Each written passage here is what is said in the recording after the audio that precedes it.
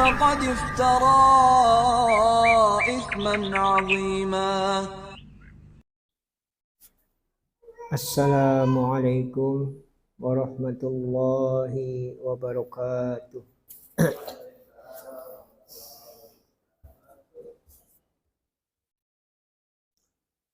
Innal hamdalillah nahmaduhu wa nasta'inuhu wa nastaghfiruh wa na'udzu billahi min shururi anfusina wa sayyiati a'malina. Man yahdihillahu fala mudilla lahu wa man yudlil fala hadiya lahu. Asyhadu an la ilaha illallah wahdahu la syarika lah wa asyhadu anna Muhammadan abduhu wa rasuluh. Allahumma salli wa sallim wa barik ala nabiyyina Muhammadin wa ala alihi wa ashabihi wa man tabi'ahum bi ihsanin ila yaumiddin. Ya ayyuhalladzina amanu taqullaha haqqa tuqatih wa la tamutunna illa wa antum muslimun. Ya ayyuhan nasu taqu rabbakumul ladzi khalaqakum min nafsin wahidah wa khalaqa minha zawjaha wa batha minhuma rijalan katsiran wa nisaa'a wattaqullaha alladzi tasaaluna bihi wal arham innallaha kana 'alaikum raqiba.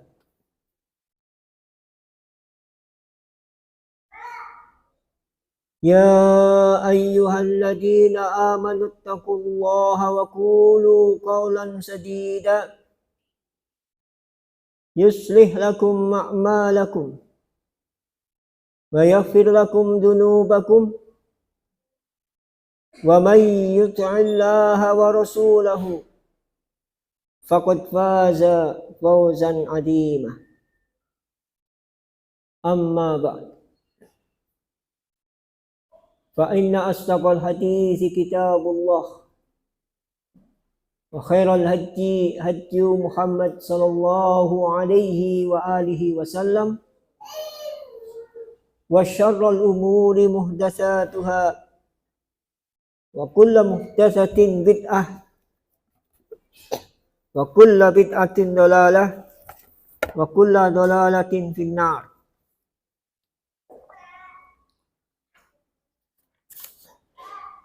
Kaum muslimin dan muslimat, hadirin wal hadirat, ikhwani fillah wa akhwati fiddin, rahimani wa rahimakumullah, barakallahu fikum. Alhamdulillah, pada pagi menjelang siang ini Allah subhanahu wa ta'ala mempersatukan kita kembali dalam majlis yang mubarak, majlis yang diberkahi, majlis yang menawarkan ketenangan, majlis yang menawarkan rahmat, majlis yang merupakan kebanggaan Allah subhanahu wa ta'ala di hadapan malaikatnya. Itulah dia majlis ilmu, itulah dia majlis zikir yang mengingatkan kita kepada akhirat, mengingatkan kita kepada Allah dan menjelaskan kepada kita perkara-perkara yang halal dan perkara-perkara yang haram. Seperti biasa, kajian Ahad yang kedua adalah Kitabul Jami'. Kitab yang merupakan bagian dari Kitab Bulughul Maram.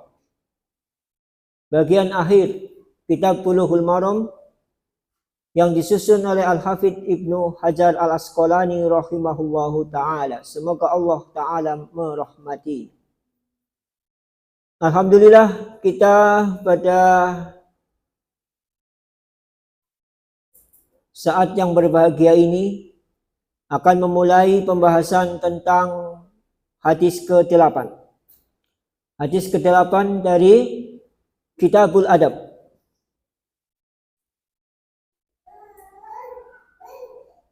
Kalau kita lihat, hadis ke-8 ini adalah tafsil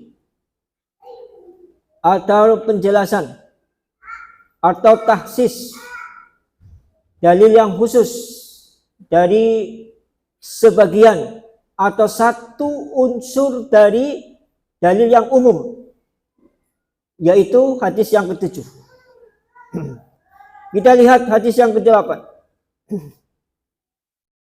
Wa an Ali radhiyallahu anhu qala Rasulullah sallallahu alaihi wasallam yujzi'u anil jama'ati idza marru an yusallima ahaduhum wa yujzi'u anil jama'ati an yarudda ahaduhum.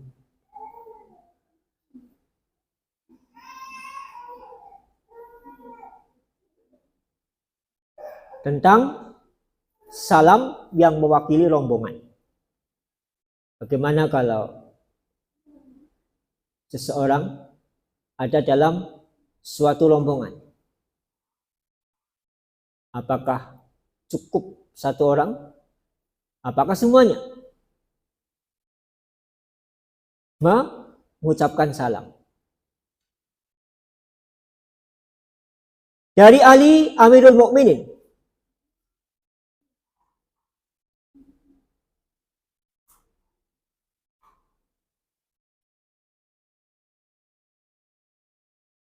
saudara sepupu Rasulullah SAW, karena Ali itu adalah anaknya paman beliau, Abu Thalib, Ali bin Abu Thalib,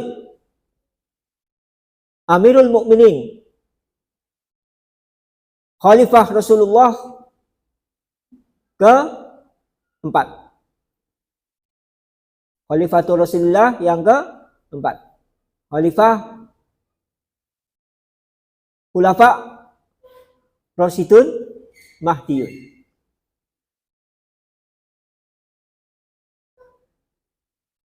Dari Ali radhiyallahu taala anhu, semoga Allah taala meridainya, berkata, qala Rasulullah sallallahu alaihi wasallam, telah bersabda Rasulullah sallallahu alaihi wasallam, yujzi'u anil jama'ati, cukuplah dari rombongan, suatu jamaah, idza marru, ketika berpapasan, ketika melewati, an yusallima ahaduhum, mengucapkan salam salah seorang di antara mereka. Hum itu ahaduhum, al-ahad minal jamaah,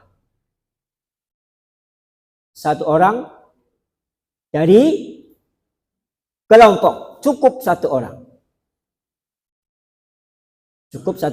orang.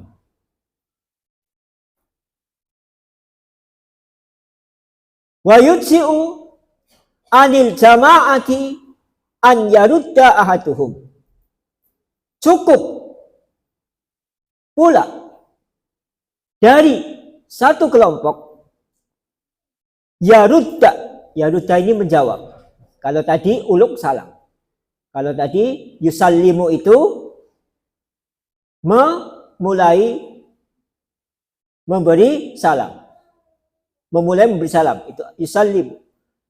Kalau menjawab yaruddu itu menjawab salam. Raddus salam. Raddus salam itu menjawab salam. Nah, bagaimana menjawab salam? Wa yudsi'u anil jama'ati an yarudda ahaduhum. Dan cukup dari suatu rombongan, dari suatu jamaah, kelompok orang, an yarudda untuk menjawab salam salah satu di antara mereka. Jadi yang pertama cukup salah seorang dari suatu rombongan untuk memberi salam kepada saudaranya sesama muslim. Yang kedua, cukup dari satu orang dalam suatu kelompok untuk menjawab salam.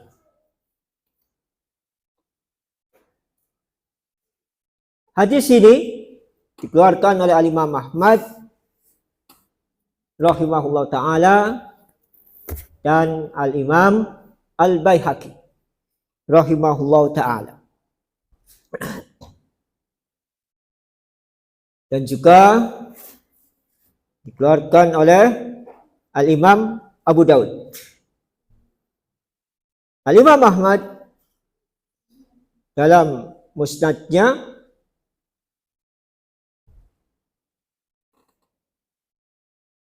jilid 9 halaman 49 dikeluarkan oleh Al-Imam Abu Dawud rahimahullah ta'ala dalam kitab sunannya dengan nomor hadis 5210 dan juga dikeluarkan oleh Al-Imam Al-Baihaqi rahimahullah ta'ala. Bagaimana derajat hadisnya?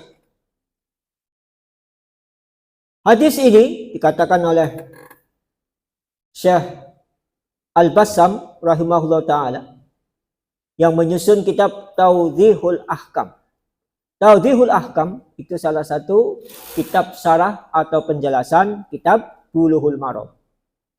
Ya kan? Bulughul Maram itu kan banyak yang mensyarah. Syekh Utsaimin rahimahullah ta'ala juga mensyarah Bulughul Maram. Yang pertama Al-Awal coba Imam As-Sun'ani rahimahullah ta'ala itu juga mensyarah Bulughul Maram dengan kitabnya Subulus Salam. Nah, ulama kontemporer, ulama muasirin, ulama masa kini, salah seorangnya adalah Syekh Al-Bassam, Syekh Abdullah Al-Bassam, itu juga mensyarah kitab Bulughul Maram dengan namanya kitabnya Tawdihul Ahkam. Termasuk Syekh Utsaimin, ulama muasirin yang mensyarah kitab Bulughul Maram. Nah, dalam kitab Tawdihul Ahkam yang disusun oleh Syekh Abdullah bin Abdurrahman Al-Bassam itu dia mengatakan hadis ini berderajat hasan. Hadis hasan berikut seluruh jalur periwayatannya. Sudah diteliti dengan jalur periwayatannya itu, maka beliau berkesimpulan hadis yang mulia ini hasan. Diriwayatkan oleh Al-Imam Abu Dawud, Al-Imam Ahmad, Al-Imam Al-Baihaqi, Al-Imam Abu Ya'la rahimahumullahu ta'ala, semoga Allah ta'ala merahmati mereka, dan juga diriwayatkan oleh Al-Imam Az-Ziya rahimahullahu ta'ala dalam Al-Mukhtarah. Dinukil pula oleh Al-Imam An-Naisaburi rahimahullah ta'ala, dan menurut Imam An-Naisaburi rahimahullah ta'ala, hadis ini adalah hadis hasan. Dan juga dihasankan oleh Al-Hafidh Ibnu Hajar Al-Asqalani dalam Nata'ij Al-Afkar. Nata'ijul Afkar. Begitu. Derajatnya hasan. Hasan itu berarti termasuk sunnah makbulah. Sunnah makbulah berarti dapat dijadikan sebagai dalil untuk diamalkan.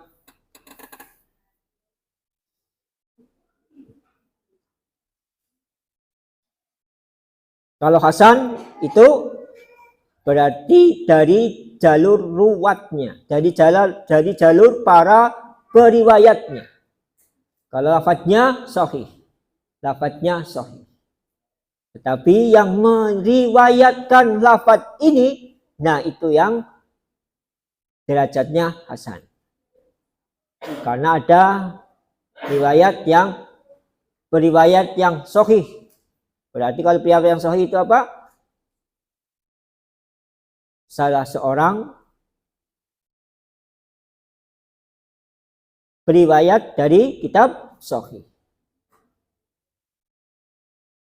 Dan ada kriterianya. Itu peliknya ilmu hadis. Ya mempelajari tentang lafadznya, ya mempelajari tentang rijalnya, ruwatnya, periwayatnya.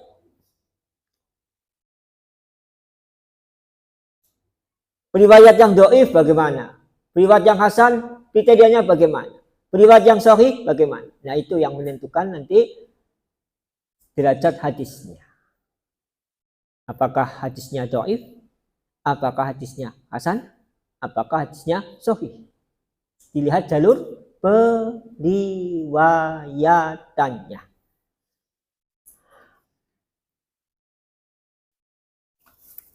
Kemudian kita lihat mufradatnya.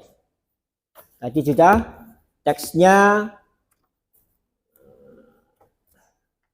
lafadznya, matannya, derajatnya sudah. Kemudian kita lihat sekarang mufradat.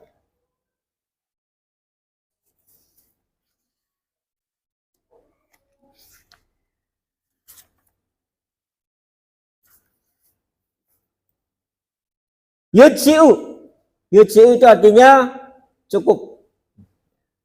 Ya, yudsi'u anil jama'ati idza marru an yusallima ahaduhum.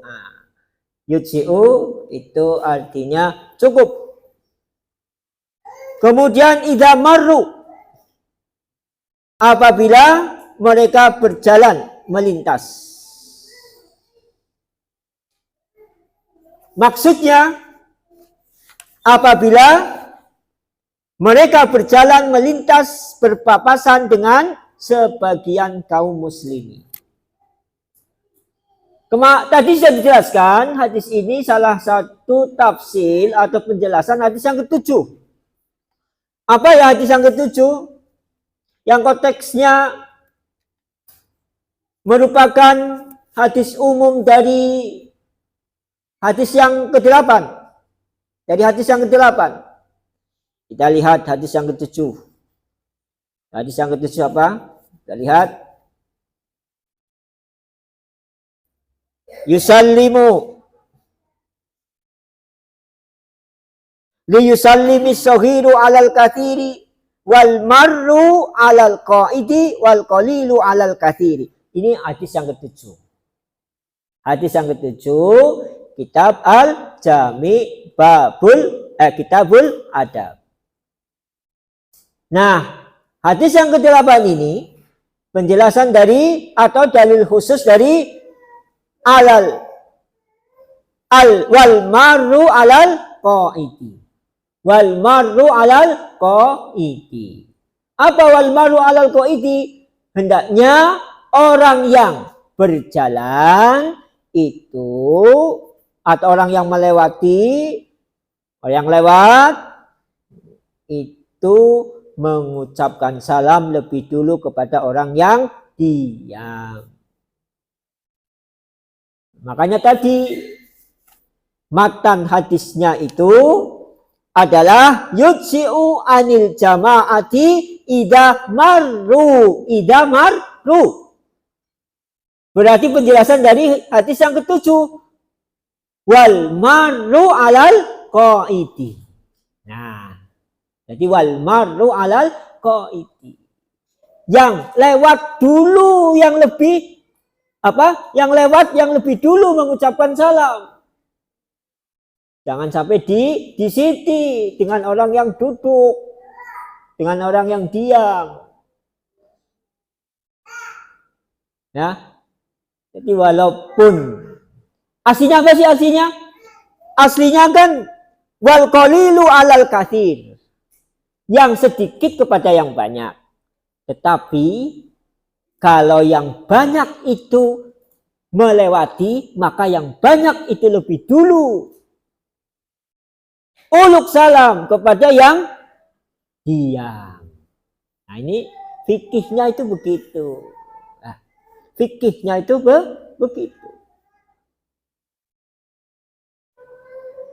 Al-qalilu 'alal katsir. Yang sedikit kepada yang banyak, tetapi wal marru 'alal qaidi.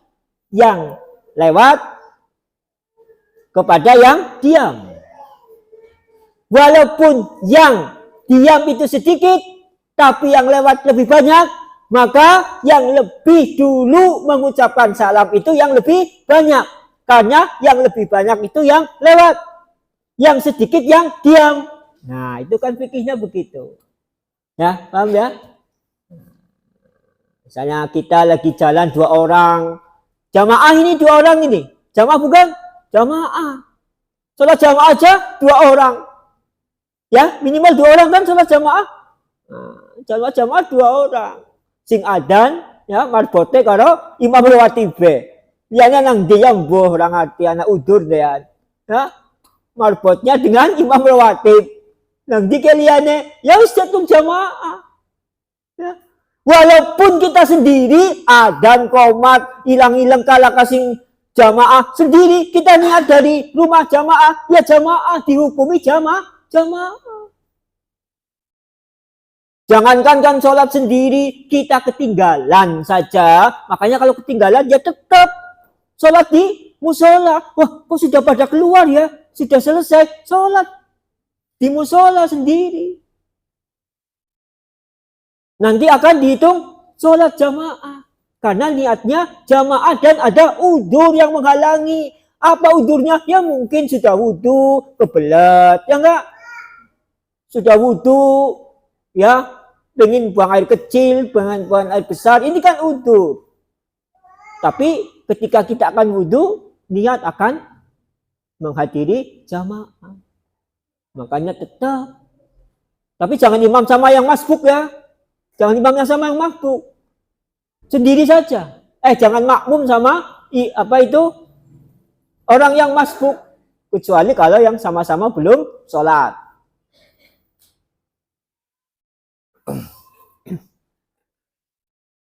Paham ya? Jadi kita bermakmum kepada yang masbuk. Tapi bermakmum kepada yang sama-sama yang belum sholat. Atau sholat sendiri kalau tidak ada temannya.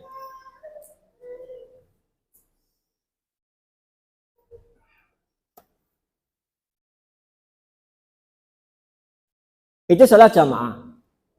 Ya, jadi jamaah itu lebih dari satu orang. Dua orang masuk jamaah enggak? Jamaah. Jadi kalau kita berjalan berdua melewati orang yang sedang duduk sendirian, jelas itu muslim, maka kita yang lebih dulu. Ahaduhum, salah seorang, cukup untuk memulai memberi salam. Terus tadi yujzi'u cukup, kemudian ahaduhum itu paling tidak satu orang. Cukup, sudah cukup. Ya. Kita masalah cukup ya, nanti ada afdolnya.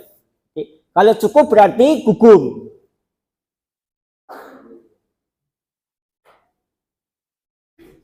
Tapi ada yang afdol. Kalau dibilang cukup, cukup. Tapi tidak afdol. Nah, nanti ada yang afdol. Tinggal bagaimana, kita ingin yang afdol apa kita yang cukup? Kalau kita cukup berarti pahalanya itu yang uluk salam apa yang diam? Yang uluk salam saja. Ya. Kalau semua ingin pahala, semua salam, boleh ya boleh. 10 orang, assalamualaikum. Kabeh. Boleh, boleh. Karena 10 orang itu insya Allah akan mendapat 10 kebaikan. Kalau hanya assalamualaikum, apalagi salamnya lengkap. Assalamualaikum warahmatullahi wabarakatuh. 30 kebaikan. Apa aku penak mong salam beka oleh 30. Hah? Nah, makanya kita berbicara ini masalah cukup. Nanti ada keterangannya sendiri, ya. Terus yang ketiga, an yusallima ahaduhum. An yusallima ahaduhum, maka hendaklah salah seorang dari mereka siapa ini? Kelompok orang itu tadi, al-jamaahnya salah seorang. Jamaah 10 cukup 1. Kalau al-afdol ya 10 semuanya. Enggak usah. Aku tak menang bawis, anggelah kasih salam, aku pan salam. Enggak. Fastabikul khair. Apalagi kita salamnya lengkap sendiri, ya. Yang lain assalamualaikum, kita sendiri yang assalamualaikum warahmatullahi wabarakatuh. Alhamdulillah. Berarti kita insya Allah yang mendapat 30 kebaikan. Karena 10 itu assalamualaikum, assalamualaikum warahmatullahi tambah 10 lagi 20, kalau lengkap 30. Maksudnya salah seorang dari jamaah, dari kelompok yang lewat. Nah, yang lewat kan ini.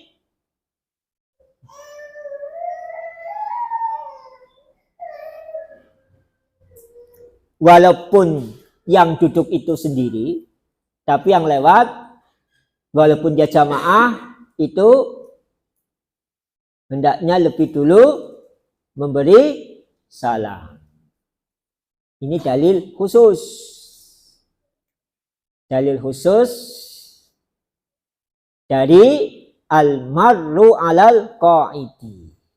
Nah, al-marru kalau jamaah, ya, al-marru itu kalau jamaah, maka al-marru lebih dulu. Walaupun ada al-kathiru alal qalil. Al-kathir itu diam apa lewat? Nah, kalau al-kathir itu yang lewat, maka masuk dalilnya al-marru alal qaidi.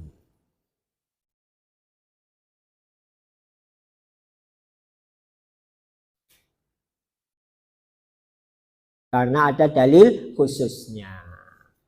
Kalau al-marru alal qaidi itu kan mungkin sendirian yang lewat, mungkin jamaah yang lewat. Tetapi karena dia lewat, maka dengan dalil khususnya, berarti dalil khususnya yang dipakai. Bukan yang al-qalilu alal katsir. Ya enggak, kan tadi al-qalilu alal katsir. Yang sedikit uluk salam kepada yang banyak. Al-marru alal qaidi, yang lewat kepada yang diam. Maka walaupun yang lewat tadi masuknya itu khususnya, masuk dalil khususnya itu al-marru. Karena dia lewat posisinya. Jamaahnya itu lewat. Lewat yang lebih dulu. Karena kemarin kan sudah disebutkan kiasnya itu seperti orang yang minta izin. Ya kan lewat kan minta izin. Makanya kan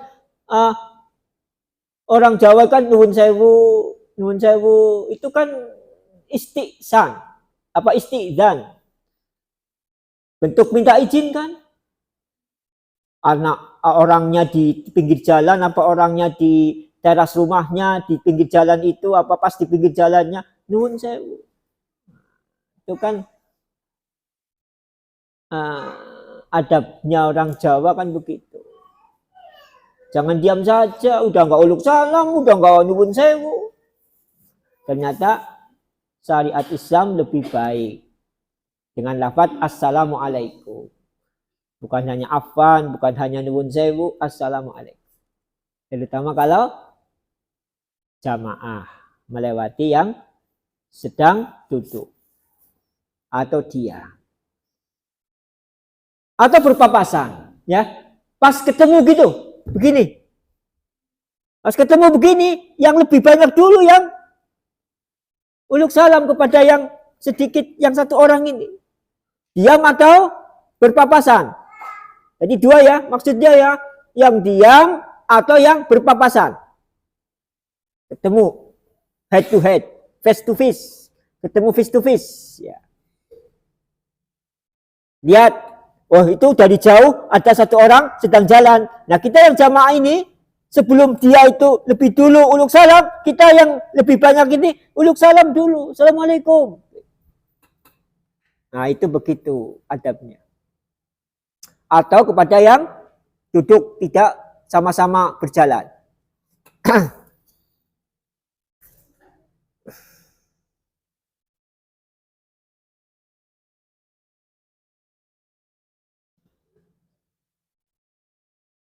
Memberikan salam kepada satu orang, salah seorang dari jamaah yang lewat, memberikan salam kepada satu orang yang duduk atau orang banyak yang duduk. Walaupun yang duduk itu lebih banyak. Ya, lebih banyak. Yang duduk berapa? 5. Yang jalan 2. Maka yang jalan itu lebih dulu uluk salam kepada yang duduk walaupun lebih banyak. Nah, makanya tadi lebih dalil khusus dari al-marru alal qaidi. Bukan dalil khusus dari al-qalilu ilal katsiri. Nah, ini penjelasannya. Paham ya? Kalau kita sedang jalan 2 orang, ada yang duduk situ 3 orang. Nah, yang 2 orang lebih dulu memberi salam kepada yang duduk yang jumlahnya 3 orang atau lebih banyak. Ada lagi apa itu fikihnya ini? Berpapasan, kemudian yang duduk lebih sedikit, berpapasan atau yang berpapasan lebih sedikit atau lebih banyak.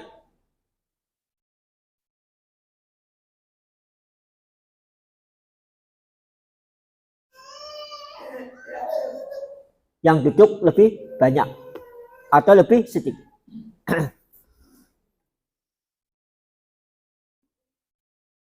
Kalau yang berpapasan lebih banyak bagaimana? Yang lebih banyak, yang berpapasan lebih banyak dengan yang lebih, dengan bertemu dengan yang bertemu dengan lebih sedikit. Itu mana? Al-marru alal qaidi apa al-qalilu ilal katsir? Ada orang dari timur berjalan 3 orang. Kemudian ketemu dari orang dari barat ketemu 5 orang. Itu yang bagaimana kalau hal ini? Mana yang lebih dulu uluk salam? Hah? Al-qalilu ilal katsir. Karena sama-sama berjalan. Sama-sama berjalan, sama-sama jamaah.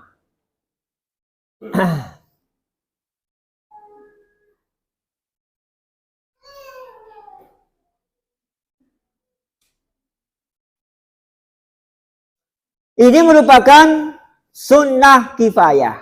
Nah, ada fardu kifayah, ada sunnah kifayah. Maksudnya apa sih sunnah kifayah? Berarti jika ada seseorang yang melakukannya, maka yang lain tidak dituntut untuk melakukannya. Makanya kalau kita ingin mendapat pahala sunnah, ya, maka tidak mencukupkan 1 orang saja. Kalau 10 semua 10 mengucapkan salam.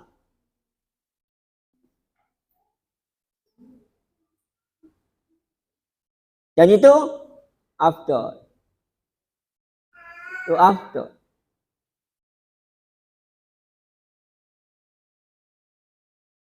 Oh ya, tadi yang sama-sama berjalan tetap yang qalil ilal katsir karena sama-sama berjalan, ya. Misalnya ada jalan 3 orang, ada ketemu dengan 1 orang, sama-sama berjalan. Nah, 1 orang ini memberi salam kepada yang 3 orang. Karena dalilnya adalah khususnya itu al-qalilu ilal katsir. Tapi kalau yang lewat itu dalil khususnya apa? Al-katsir ilal qalil. Jamaah kepada yang sendiri atau yang lebih sedikit. Atau lebih banyak. Masalahnya sama-sama berjalan, apa yang satunya duduk atau diam.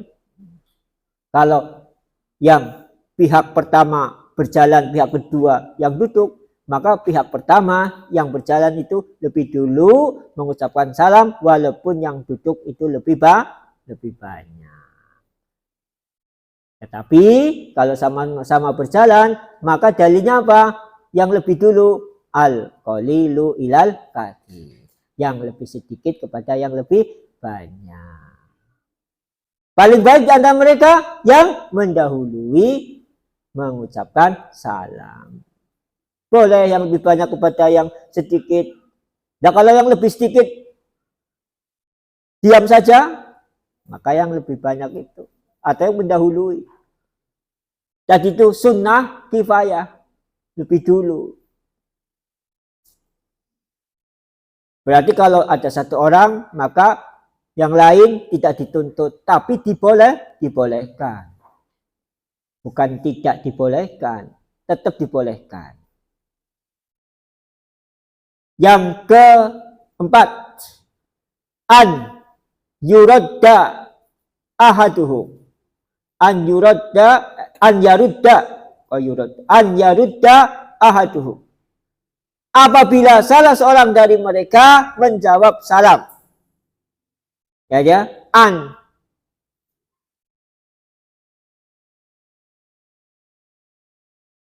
yarudda ahaduhum. Maksudnya cukup 1 orang dari anggota kelompok yang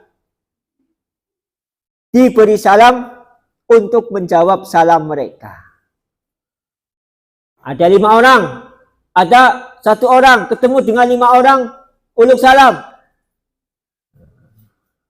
Berarti kan boleh nih yang sedikit atau yang lebih dulu uluk salam. Mungkin lebih banyak lebih dulu salam. Nah, bagaimana ini kelompok ini? Nah, salah seorang itu cukup menjawab. Itu sudah gugur. Dan amalan ini termasuk fardu kifayah. Fardu kifayah berarti jika salah seorang di antara mereka melakukannya, maka gugurlah kewajiban kewajiban. Jadi raddus salam itu hukumnya fardu. Menjawab salam itu hukumnya fardu. Hukumnya fardu. Fardu ain, fardu kifayah. Kalau fardu ain berarti sendiri.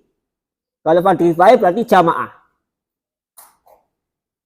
Kalau satu sudah melakukan, maka yang lain gugur kewajibannya. Kalau ingin mendapatkan pahala raddus salam, maka dia tetap menjawab. Walaupun temannya yang satu kelompok itu sudah menjawab atau bareng menjawab.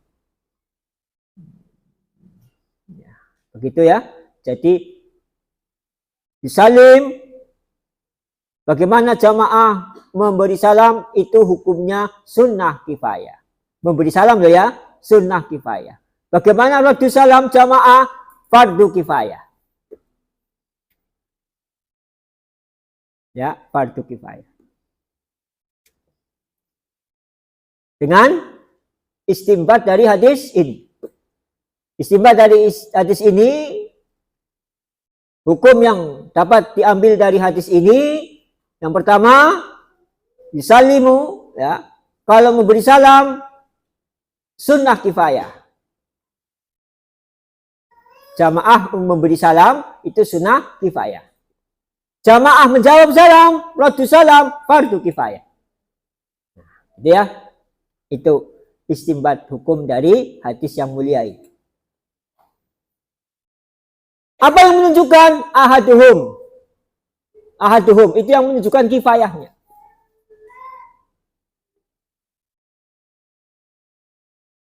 Sunnah kifayah, lafadznya yudsi'u anil jama'ati idza marru an yusallim ahaduhum, ini sunnah kifayah. Memberi salam. Yang fardu kifayah, wa yudsi'u anil jama'ati an yarudda ahaduhum. Ini fardu kifayah karena raddus salam, menjawab salam.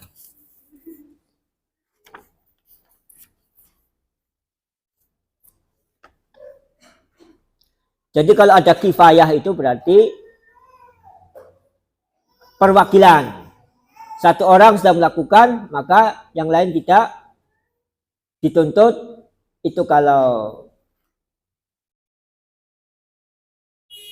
perintah sunnah berarti sunnah kifayah. Kalau kewajiban berarti gugur. Kalau sunnah kan dituntut, bukan gugur ya. Bahasanya bukan gugur. Kalau nggak melakukan sunnah ya berarti tidak ada konsekuensi dosa. Makanya kalau fardu kifayah berarti gugur kewajibannya karena menghalangi dosa semua kelompok. Misalnya nggak ada yang jawab satu pun, dosa semua. Tapi kalau satu menjawab sudah cukup. Itu fardu kifayah. Jadi fardu kifayah itu bukan hanya mengurus jenazah saja ya. Ya, fardu kifayah bukan hanya mengurus jenazah saja. Raddus salam juga fardu kifayah. Kalau kelompok, kalau sendiri fardu ain.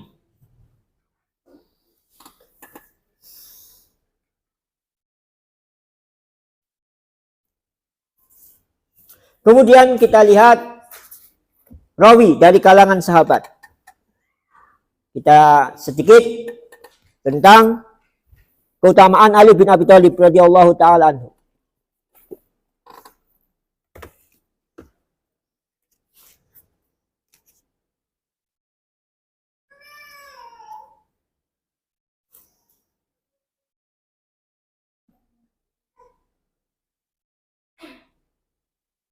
Pada suatu waktu Rasulullah SAW naik ke Bukit Hiro. Kita ingat Gua Hiro? Gua Hiro itu adalah tempat Rasulullah pertama kali menerima wahyu. Itu bukit.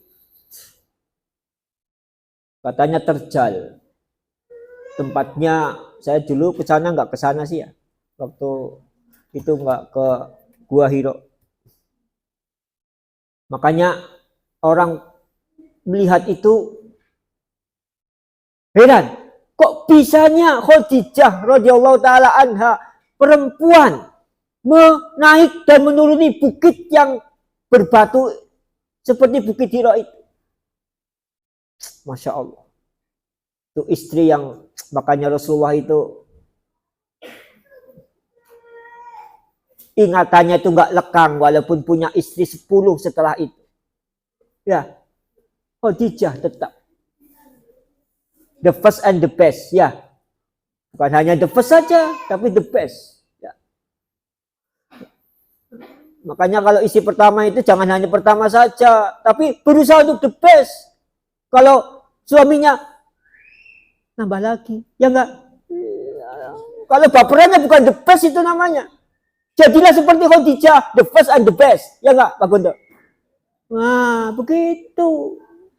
The first and the best. Kalau tidak satu-satunya, ya jadi the best.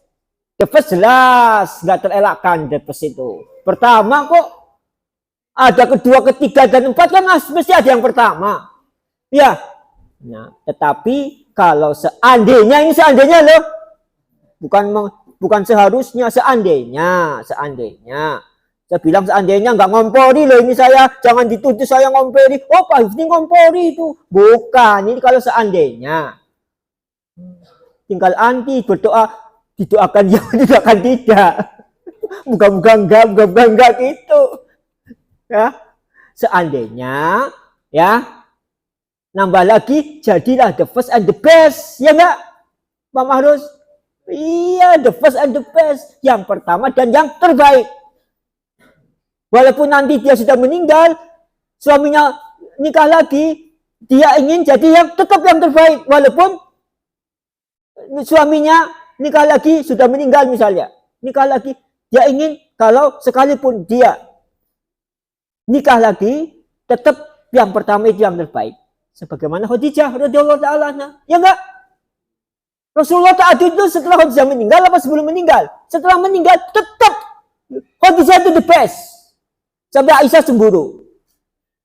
Ya, cemburu sama yang sudah meninggal. Ya dasar. Nah, bukan dasar, maksudnya sikap apa ya? Sifat karakteristik wanita itu memang cemburu. Jadi ya kita sebagai suami itu ya kalem saja, nggak usah baperan juga. Sudah istrinya baperan, suaminya baperan, biar nanti. Ya. Jadi cemburu itu sifat karakteristik wanita. Maka kita sebagai suami ya anggapnya, oh berarti asalkan apa? Asalkan kalau seandainya tadi ya, ini seandainya ya, seandainya ada temannya, saya nggak bilang madinya loh, ada temannya itu, ya, itu mendolimi. Tapi kalau cemburu Rasulullah biasa, nggak kemudian melarang. Yang istri yang lain cemburu itu enggak. Aisyah cemburu sama Zainab, Aisyah cemburu sama Khadijah, enggak melarang asalkan tidak mendolimi. Ya, ketika Aisyah memecahkan mangkok Zainab karena cemburunya sampai memecahkan, tidak disalahkan cemburunya, tapi mangkok yang dipecahkan ganti. Gitu. Rasulullah nggak marah-marah, nggak marah berkepanjangan, tidak menyalahkan cemburunya, tapi kamu mecahkan mangkok diganti. Ini mangkoknya siapa? Zainab, ganti. Begitu. Bilang kepada sahabat ketika itu Rasulullah, ibumu sedang cemburu. Ibumu sedang cemburu. Cemburu sampai apa? Memecahkan mangkok Zainab. Kenapa sih sampai begitu? Gini, Aisyah lagi digilir, kok dikirimi? Aisyah lagi dikirimi Zainab. Maka begitulah yang terjadi. Ya.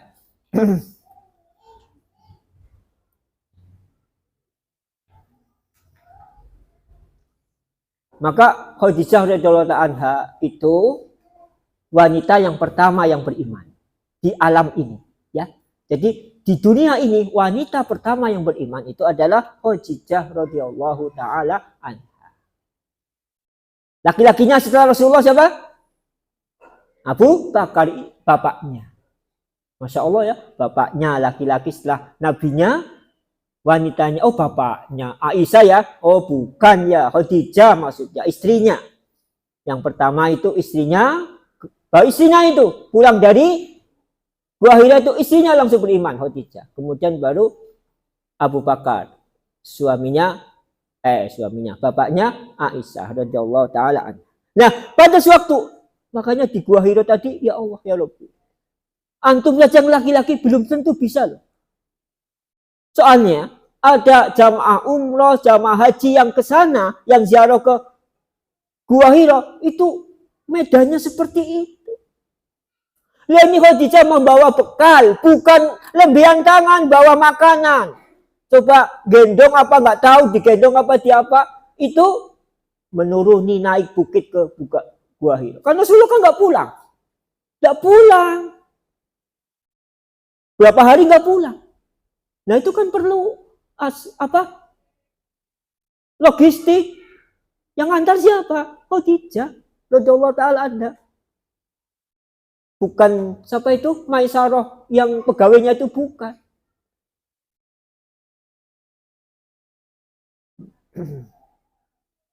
Nah, ketika itu ada di Bukit Hira bersama berapa orang ini? Abu Bakar, Umar, Utsman, Ali, Thalhah, dan Zubair. Lalu sebuah batu besar berguncang. Batu besar berguncang. Khawatir enggak? Khawatir. Berguncang kok di tempat yang tinggi. Bisa gelundung nanti.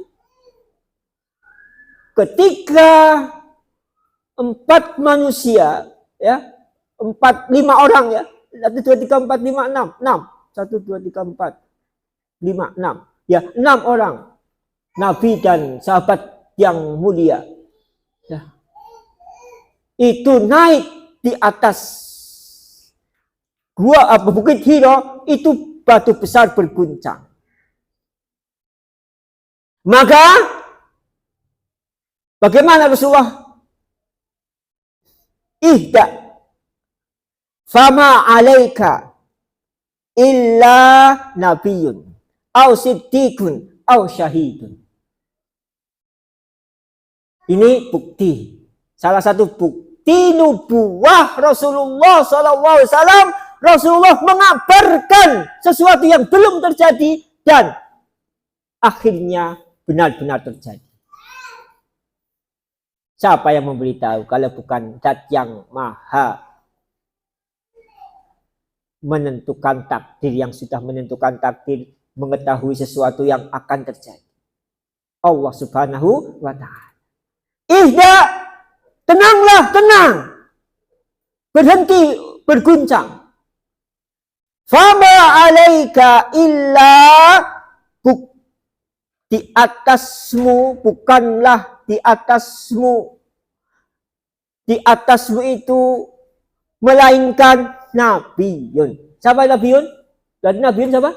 Rasulullah sallallahu alaihi wasallam. Au siddiqun. Siapa siddiqun berarti? Abu Bakar. Berarti yang lain syahidun. Au syahidun. Dan berarti selain 2 orang, Rasulullah SAW dan Abu Bakar radhiyallahu ta'ala anhu as-siddiq, itu syahid. Syahid. Orang yang masih hidup dikabarkan akan meninggal syahid, akan mati syahid. Dan terjadi. Siapa? Urut sekarang. Umar bin Khattab. Syahid enggak? Syahid enggak? Umar bin Khattab syahid enggak? Syahid. Meninggal di mana? Di perang apa bukan? Hah? Jadi meninggal di mana? Ya. Meninggalnya bukan di masjid ya. Di masjid apa bukan? Itulah. Wallahu alam. apakah Umar bin Khattab berdoa agar mati syahid di Madinah? Ya Allah ya Rabbi. Umar bin Khattab radhiyallahu taala salah satu doanya itu adalah syahid di Madinah. Coba kita itu kayaknya nggak mungkin, ya. Apalagi zamannya Khalifah Umar bin Khattab, ya, musuh gak berani. Kalau Utsman bin Affan diserang, ke Madinah enggak musuhnya? Di Madinah. Tapi Umar bin Khattab, ya Allah ya Rabbi, sekalipun begitu, bagaimana kondisi rakyatnya, kondisi Madinah, kondisi pemerintahannya, Umar bin Khattab ingin syahid di Madinah. Itu doanya itu. Doanya. Dan betul, ya, ketika sedang mengimami belum ya? Mengimami belum? Apa udah? Sedang imami salat subuh, ya? Apa belum? Wallahu alam ya, saya nggak lupa itu. Pokoknya waktu subuh, waktu sholat jamaah subuh itu ada di tikam. Ya ada jalan. Jalannya ada budak dari Iran yang beragama Majusi. Budak beragama Majusi. Kalau beberapa budak itu masuk Islam, bahkan jadi murid, ya. Murid, ya, seperti budaknya Ibnu Abbas, belajar dengan Ibu Abbas. Nah, Majusi ini akhirnya menikam Umar bin Khattab radhiyallahu taala. Utsman juga syahid. Nah, Ali juga syahid. Siapa lagi? Tolhah syahid. Bahkan syahid yang berjalan di atas bumi. Masih hidup dikatakan syahid yang berada di muka. Kira-kira kalau antum dibilang begitu tuh rasanya dunia itu sudah nggak ada, nggak dilihat lagi, apalagi kita dilirik saja tidak. Masih hidup, sudah ditetapkan besok matinya akan mati syahid. Tolhah bin Ubaidillah itu juga matinya syahid. Kemudian Zubair juga matinya syahid. Masya Allah. Ya, bukti nubuah, salah satu bukti nubuah Rasulullah SAW adalah mengabarkan kesyahidan sahabatnya yang masih hidup, dan memang mereka yang dikabarkan sebelumnya syahid mati dalam keadaan syahid. Di sini Umar bin Khattab, Utsman, Ali, kemudian Tolhah, kemudian Zubair radhiyallahu taala anhu. Hadis ini sahih, dikeluarkan oleh Al-Imam Muslim dan Imam At-Tirmidzi. Apa ya di gelar yang pertama Asy-Syahid. Kemudian yang kedua,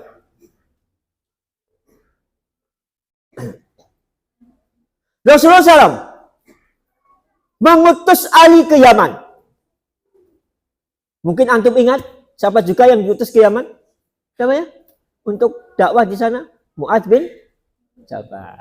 Ini juga Ali juga diperintahkan ke Yaman. Maka aku berkata kepada beliau, wahai Rasulullah, engkau mengutusku karena suatu kaum yang lebih tua daripada aku. Berapa enak. Ali itu nggak kepenak. Yang akan didatangi, yang akan didakwahi itu orang yang lebih tua. Ada rasa pekewu, ada rasa nggak enak.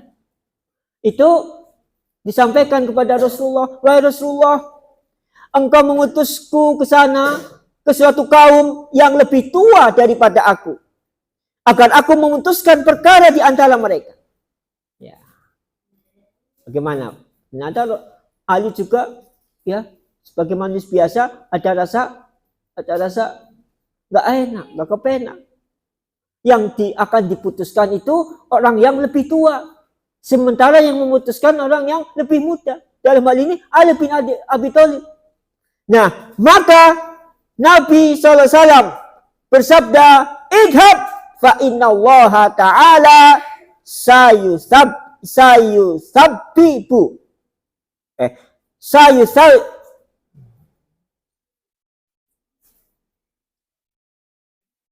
Sayusayyibu lisanaka wa yahdi qalbaka. Pergilah, karena sesungguhnya Allah akan meneguhkan lisanmu dan membimbing hatimu. Nah, maka ini bisa jadi doa. Misalkan kita akan berhadapan dengan orang yang lebih tua, orang yang lebih mulia status sosialnya, ya. Maka kita minta kepada Allah apa? Lisan yang teguh dan hati yang terbimbing. Sebagaimana Allah juga mengajarkan Nabi Musa AS akan menghadapi Fir'aun. Ya, bapak asuhnya. Ya, bapak asuhnya kan Fir'aun. Bapak asuhnya. Ya, jadi raja di Mesir. Yang dia akan menghadapi dan dia merasa dia itu dulu diasuh oleh Fir'aun. Bagaimana rasanya? Ya. Perasaannya bagaimana seorang Nabi Musa AS? Ya. Ketika diperintahkan oleh Allah agar berdakwah kepada Fir'aun. Orang yang mengasuhnya. Yang terdampar di sungai Nil. Kemudian diasuh dalam istana. Kemudian pergi meninggalkan istana. Kemudian pulang ke istana. Ya. Untuk mendakwai bapak asuh. Bagaimana rasanya? Ya seperti Ali ini tadi. Ya enggak? Ali yang diperintahkan untuk memutuskan perkara orang-orang yang lebih tua daripada beliau. Maka Allah mengajarkan kepada Nabi Musa AS, wa qur rabbi shrah li sadri wa yassir li amri wahlul 'uqdatam min lisani yafqahu qawli. Itu sama ini. Ketika Ali bin Abi Thalib merasa bagaimana ya saya akan memutus perkara kepada orang-orang yang lebih tua, Rasulullah berdoa kepada Allah agar Allah meneguhkan lisannya dan membimbing hatinya. Sebagaimana Musa alaihissalatu wassalam diajarkan oleh Allah ketika akan mendakwai Fir'aun, Rabbi shrah li sadri wa yassir li amri wahlul 'uqdatam min lisani yafqahu qawli. Kemudian yang ketiga, salah satu dari al-mubasysyaruna bil jannah. 10. Apakah hanya 10? Tidak.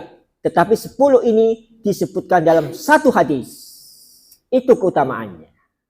Tapi tidak hanya 10 sahabat yang dijamin masuk surga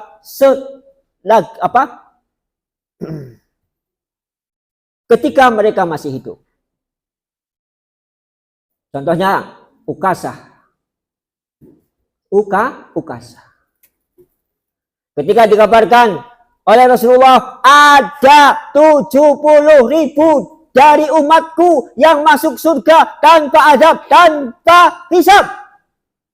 Ada 70.000. Kemudian Ukasah tunjuk jari, ya Rasulullah, doakan saya di antara mereka yang 70 orang itu yang masuk surga tanpa hisab, tanpa adab.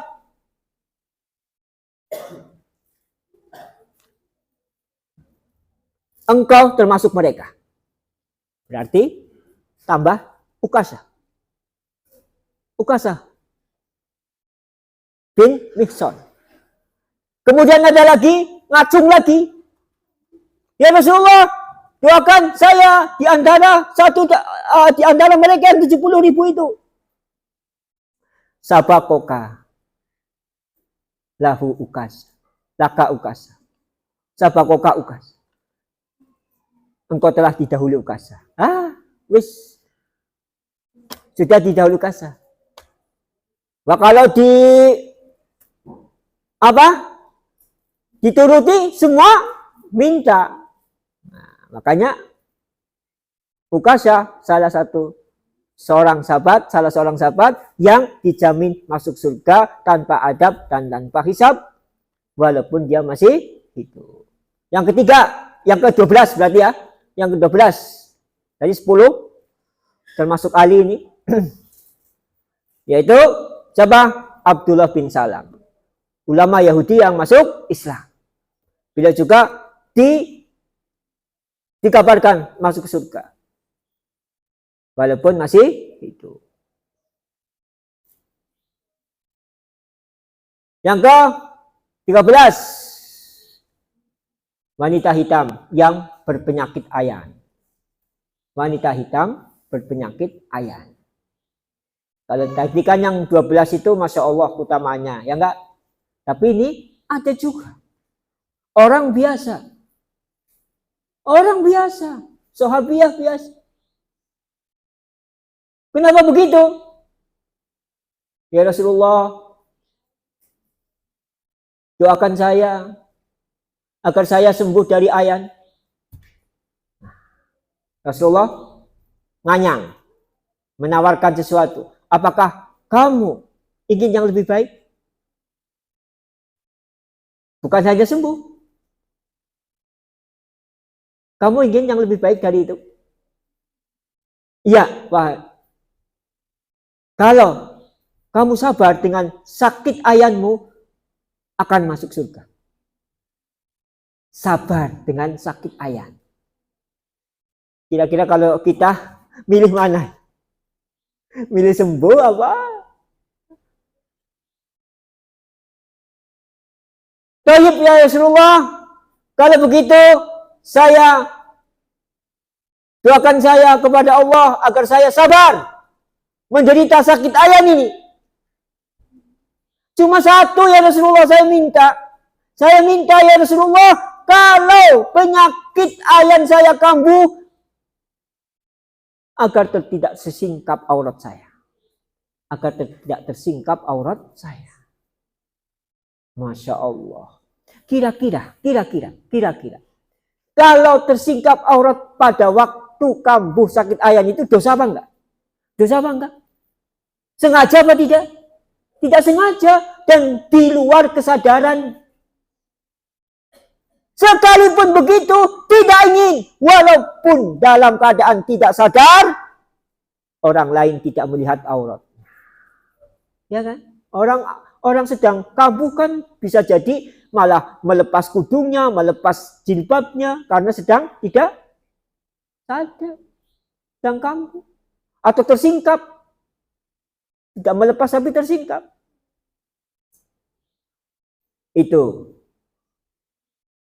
Nah, kenapa yang 10 itu mempunyai keutamaan tersendiri? Karena disebut 10 itu dalam satu hadis. Yang pertama, Abu Bakar fil jannah, Umar fil jannah, Utsman fil jannah, Ali fil jannah, Tolha fil jannah, Zubair fil jannah. Nah ini tadi ya 5 orang, berapa? 4 orang yang dikabarkan 5 ya, 5 orang yang dikabarkan syahid.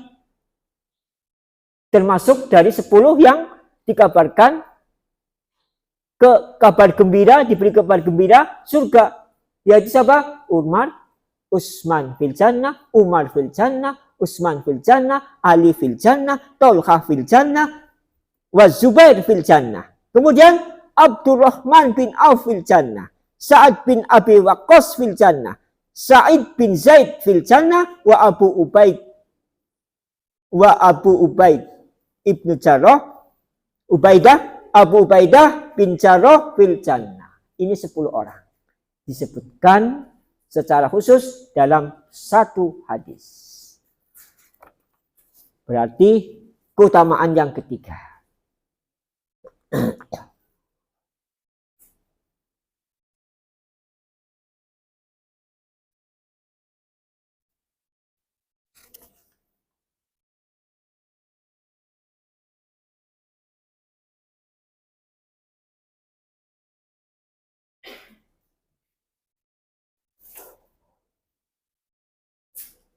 Kemudian ini juga satu pelajaran bagi kita. Kita juga mungkin yang capek, yang lelah seharian bekerja. Para istri juga seharian bekerja capek. Nah ini bisa jadi amalan ketika akan tidur khususnya.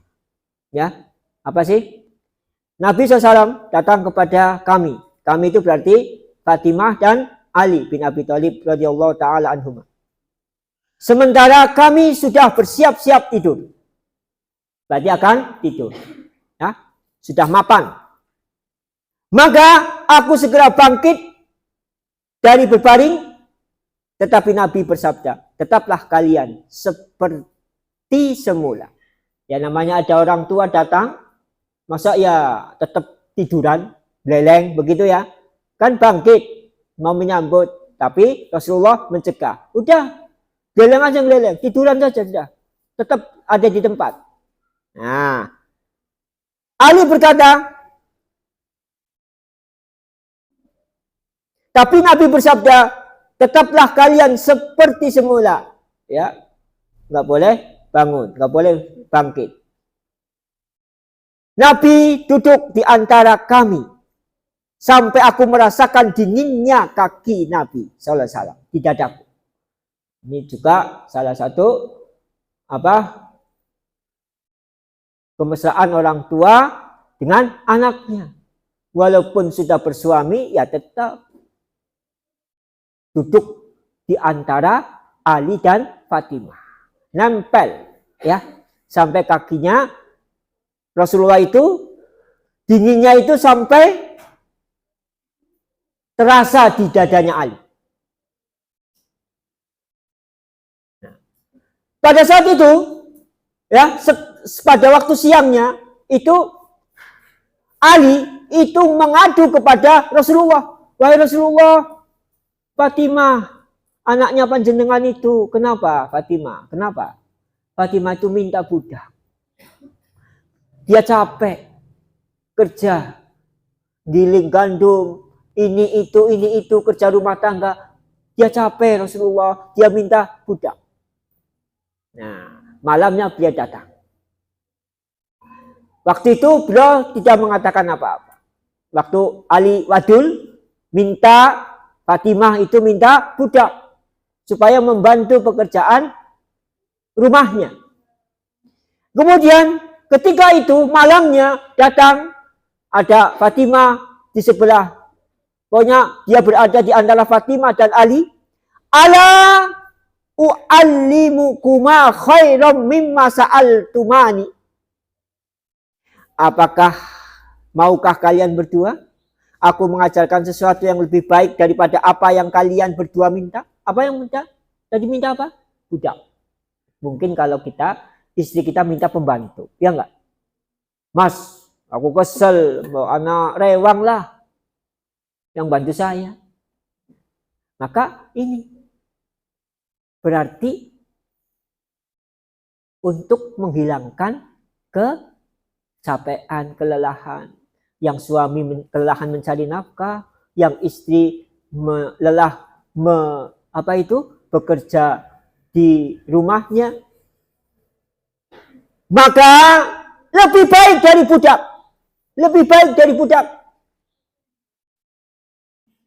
Lebih baik apanya? Berarti apa? Ingin sesuatu yang lebih baik. Berarti apa? Keutamaan, pahala. Ida akhad tuma madoji akuma